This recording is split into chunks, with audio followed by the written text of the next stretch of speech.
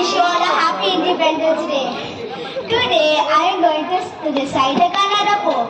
The name of the poem is Savira Kambagalagona. Bharat ಮಾತೆಯ ಮಂದಿರಕ್ಕೆ ಸಾವಿರ ಕಂಬಗಳಾಗೋಣ. ಭಾರತ ಭೂಮಿಯ ರಕ್ಷಣೆಗೆ ಕೋಟಿ ಸೈನಿಕರಾಗೋಣ. ವಿಶ್ವ ಜೀವನವೇ ನಮ್ಮ ಜೀವನವು, ವಿಶಾಲ ಹೃದಯಗಳಾಗೋಣ.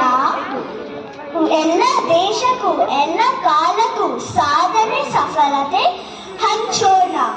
ಸ್ವಾಭಿಮಾನದ ಸಾರ್ಥಕ ಬದುಕಿನ ಮಾನವತೆಯನ್ನು ಮರೆಯೋಣ. ಒಂದೇ ಮನದ ಒಂದೇ ಧ್ವನಿಯ ರಾಷ್ಟ್ರವ ಕಟ್ಟುತ್ತಾ ನಲಿಯೋಣ. ಎಲ್ಲ ಒಂದೇ